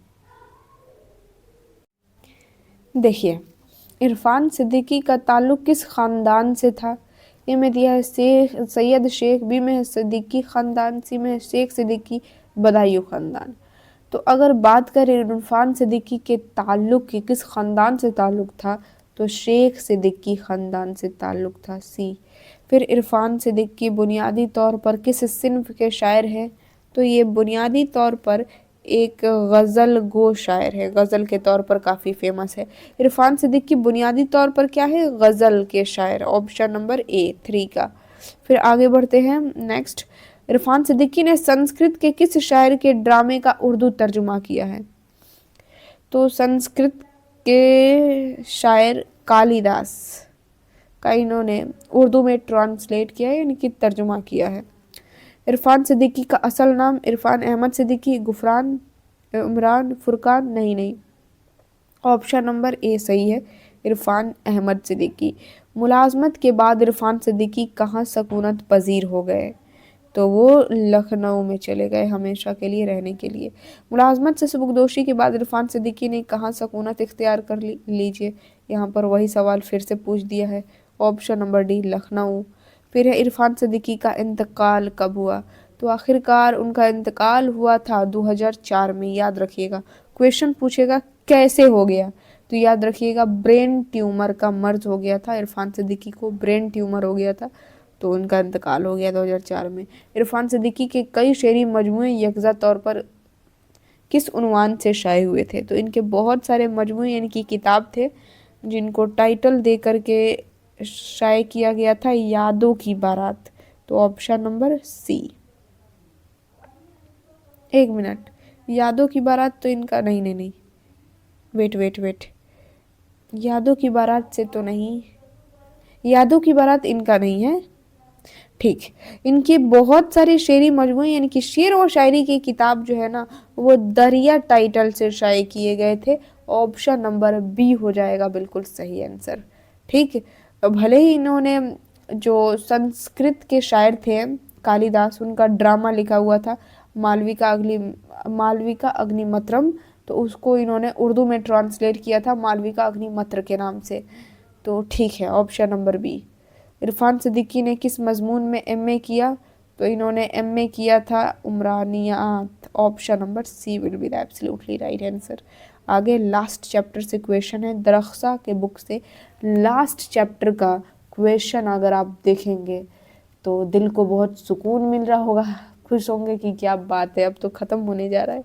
तो गोरखपुरी की पैदाइश कब हुई? जफ़र गोरखपुरी की, ये पूछा जा रहा है। तो इनकी पैदाइश 1935 में हुई थी। ऑप्शन नंबर ए। दोहे में कितने मिसरे होते हैं? तो दोहे में 2 मिसरे होते हैं। मैं ट्रिक भी बताई थी, 2 से 2 है, 2 से 2। जफ़र गोरखपुरी की शायरी के अब तक कितने मजमूए मंजर आम पर आ चुके हैं? तो अगर पूछेगा तो याद रखिएगा 7 मजमूए अभी तक मंजर आम पर आ चुके हैं। आगे बढ़ते हैं। दुख लेकिन इस बात का है, बेवा हुई किताब। Option number B. सच्चाइयाँ जफ़र गोरखपुरी का कैसा मजमुआ है? तो सच्चाइयाँ जो है ना, बच्चों के लिए इन्होंने लिखा था, तो बच्चों से मुतालिक। दोहा किस ज़बान से उर्दू में आई? ये बहुत ही इम्पोर्टेंट क्वेश्चन है। और आपको क्या लगता है इसका सही आंसर क्या होना चाहिए? दोहा किस ज़बान से उर्दू शायरी में आई? दोहा पहले हिंदी में लिखा जाता था, फिर बाद में ये उर्दू में आ गया। तो ऑप्शन नंबर ए। शामिल निसाब दोहे के शायर कौन है? तो जफ़र गोरखपुरी है। देखिए ऑप्शन नंबर सी में दिया गया है। लास्ट चैप्टर से क्वेश्चन आ गया है। सलाम मछली वाले का ताल्लुक किस शहर से है? तो मछली शहर जौनपुर से इनका ताल्लुक है, सलाम मछली शहरी का। ठीक है, फिर सलाम मछली शहरी किस सिन्फ शायरी के शायर हैं? तो गीत के शायर है। जमुना की लहरें उठती है, कुछ कहती कुछ गाती है, इन्हीं का लिखा हुआ है। सलाम मछली शहरी का असल नाम? तो अब्दुल सलाम इनका रियल नेम है। ऑप्शन नंबर ए लगा देंगे। सलाम मछली शहरी ने कितने साल की उम्र में शायरी शुरू की? तो लगभग उनकी उम्र हो गई थी 14 साल, तो ये शायरी स्टार्ट कर दिए थे। याद रखिएगा, बहुत ही इम्पॉर्टेंट है। इनफैक्ट बहुत बार पूछा भी गया है कि सलाम मछली शहरी ने कितने साल की उम्र में शायरी शुरू कर दी थी? तो जब इनकी उम्र 14 साल थी। सलाम मछली शहरी के वालिद का नाम पूछ रहा है, अब्दुल रज़ाक दिया है, बिल्कुल अब्दुल रज़ाक ही होगा। ऑप्शन नंबर ए ही हो जाएगा बिल्कुल सही आंसर। फिर है शायर ने शामिल निसाब गीत में किस नदी का तज़किरा किया है? तो गंगा नदी, एक मिनट, जमुना की लहरें उठती है, कुछ कहती कुछ गाती है। वेरी गुड, तो जमुना हो जाएगा ऑप्शन नंबर ए। ठीक है, सलाम मछली शहरी की वफ़ात कहाँ हुई? तो आखिरकार उनकी वफ़ात हो गई थी लाहौर में। ठीक है, सलाम मछली शहरी के इनकलाबी नज़मों का मजमुआ किस उन्वान से शाये हुआ? तो उनकी नज़मों का मजमू यानी कि किताब जो है वो शाये हुआ था मेरे नगमे के नाम से। ऑप्शन नंबर ए। निसाब में शामिल गीत के शायर कौन हैं? सलाम मछली शहरी। Very good. ऑप्शन नंबर ए। सलाम मछली शहरी की पैदाइश कब हुई? तो 1921, 1 जुलाई 1921 को पैदाइश हुई थी। तो देखिए ऑप्शन नंबर डी में दिया है 1921। ठीक है, आगे बढ़ते हैं। अब यहाँ से स्टार्ट हो रहा है आपके उर्दू के रोशनी के किताब से क्वेश्चन। तो तैयार हैं आप सभी लोग? बहुत ही इम्पोर्टेंट है। चलिए तो देखिए यहाँ पर जो सबसे पहला सवाल है उर्दू के रोशनी की किताब का, वो है कि मराठी किस रियासत की ज़बान है? तो आप जानते हैं मराठी जो है ना वो बोली जाती है महाराष्ट्र में। उर्दू और हिंदी में क्या रिश्ता है? तो माजाई बहनों का, यानी कि दो उर्दू और हिंदी को सगी बहनें कहा जाता है। फिर नेक्स्ट क्वेश्चन, मलयालम किस सूबे की ज़बान है? तो मलयालम भाषा बोली जाती है, क्या आपको पता है? केरल में। बिहार में तो सबसे ज़्यादा भोजपुरी फेमस है। गुजरात की बात करें तो उसमें तो बंगाली बोली जाती है। उड़ीसा में उड़िया बोला जाता है। उर्दू के पहले साहब दीवान शायर कौन है? तो कुली कुतुब शाह को माना जाता है। Option number C. फिर है नेक्स्ट क्वेश्चन कि कन्नड़ ज़बान किस रियासत में बोली जाती है? तो कर्नाटका में बोली जाती है ना कन्नड़। तो ऑप्शन नंबर सी। फिर है उर्दू किस तहजीब की अलामत है? ये इम्पॉर्टेंट क्वेश्चन है। उर्दू जो है ना मुश्तरका तहजीब की अलामत है। उर्दू ज़बान जो बनी है सभी भाषाओं से मिल करके बनी है। कर्नाटक की ज़बान क्या है? तो कन्नड़। ऑप्शन नंबर ए में दिया है, ये हो जाएगा बिल्कुल सही आंसर। फिर है हिंदुस्तानी लिसानी एतबार से क्या है?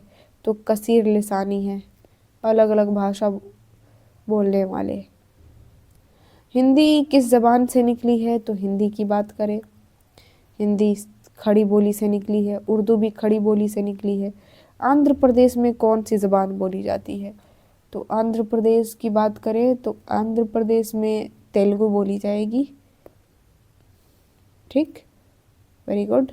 फिर है उर्दू की इब्तदाई परवरिश किसकी आगोश में हुई? तो सूफियों की आगोश में हुई उर्दू की इब्तदाई परवरिश।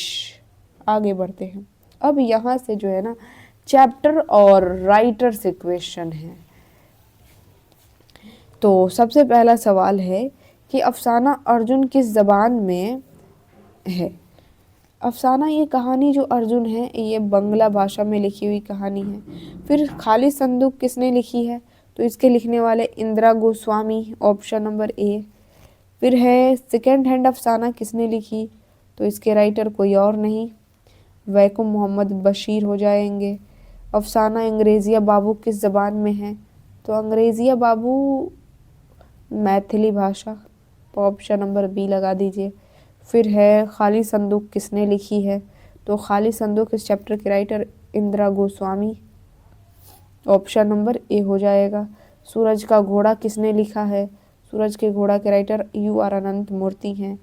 अंग्रेज़िया बाबू में किस तहजीब पर तंज किया गया है? तो इसमें तो खैर अंग्रेज़ी तहजीब पर तंज यानी कि कमेंट किया गया है। गोपीनाथ किस अफसाने का किरदार है? तो गोपीनाथ सेकेंड हैंड अफसाने के किरदार है जो अखबार के मुदीर रहते हैं। कहानी अर्जुन में अर्जुन किसका नाम है? तो एक दरख्त यानी कि पेड़ का नाम है अर्जुन। फिर है महाश्वेता देवी का कौन सा अफसाना आपके निसाब में शामिल है?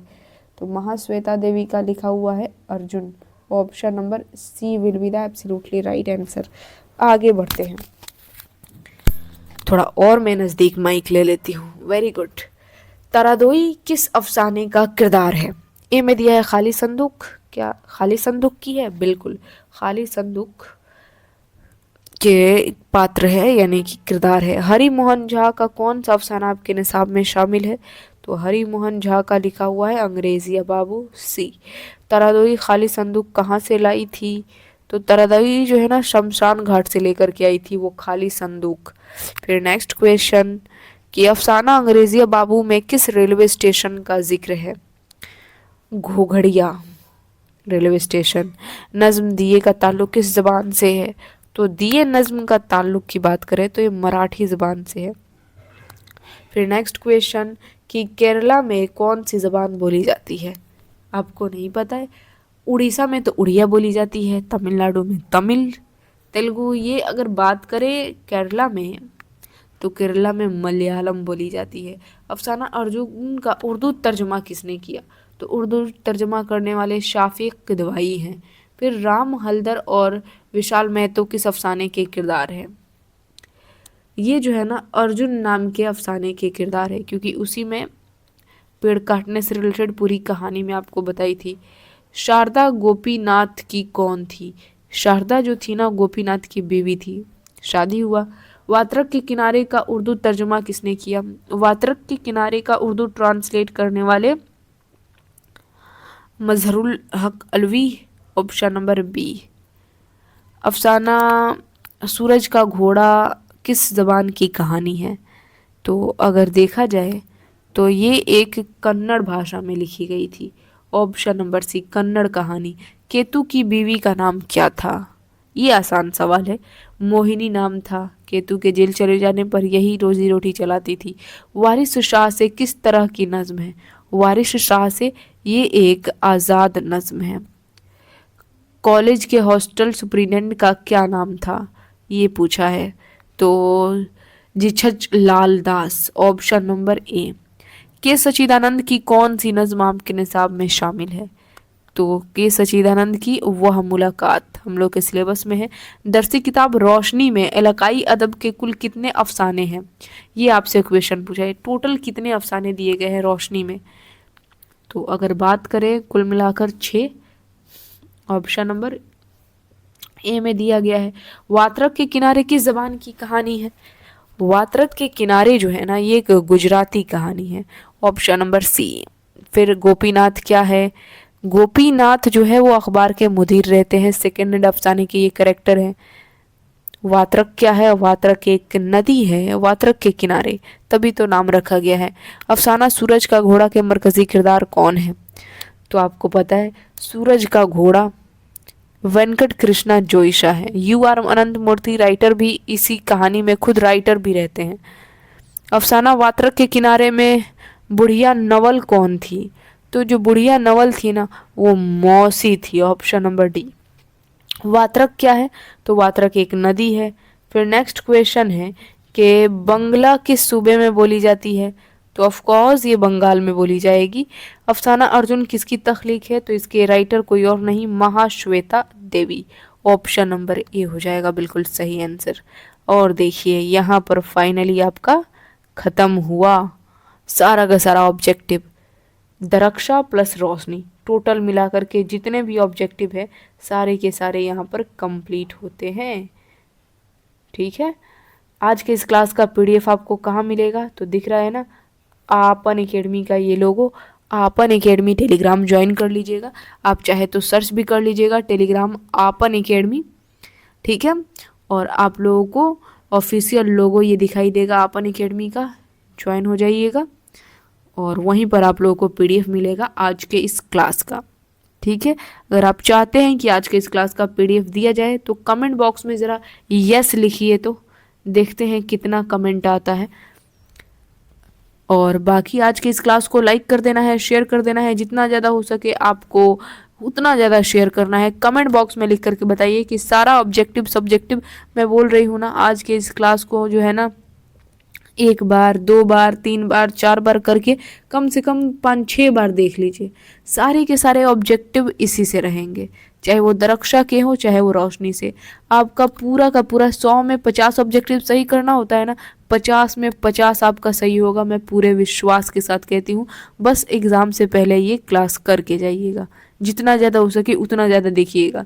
ज़रूरी है कि 5-6 बार 7 8 9 10 जितना बार हो सके देखिएगा, सारा ऑब्जेक्टिव इसी में है। ठीक, तो कमेंट बॉक्स में लिख करके बताइए क्लास कैसा रहा और क्या इस क्लास का पीडीएफ आपको चाहिए। सबसे पहले तो आप यही लिख करके बताइए कि सारा ऑब्जेक्टिव क्वेश्चन कंप्लीट करके आपको कैसा लग रहा है। पीडीएफ आपको आपन एकेडमी टेलीग्राम पर मिलेगा। अगर ढूंढने में दिक्कत हो रही है आपन एकेडमी टेलीग्राम तो कोई दिक्कत नहीं है, लिंक जो है ना वीडियो के डिस्क्रिप्शन में भी डाल दिया गया है, साथ ही साथ जो है ना कमेंट बॉक्स में भी पिन कर दिया गया है। तो आप कमेंट बॉक्स में देख लीजिए, पिन कर दिया गया ऑलरेडी, नहीं तो डिस्क्रिप्शन में डाल दिया गया है। ढूंढने में दिक्कत हो रही है, डायरेक्ट लिंक पर क्लिक करके आप जुड़ सकते हैं। तो चलिए अब मैं आप सभी लोगों से विदा लेती हूँ, और फाइनली आप देखेंगे तो चैप्टर कंप्लीट, सारा का सारा बुक का खात्मा, बहुत अच्छा फील हो रहा है। अब मिलते हैं अगले क्लास में एक नए एनर्जी के साथ। तब तक के लिए जय हिंद और खुदा हाफिज़।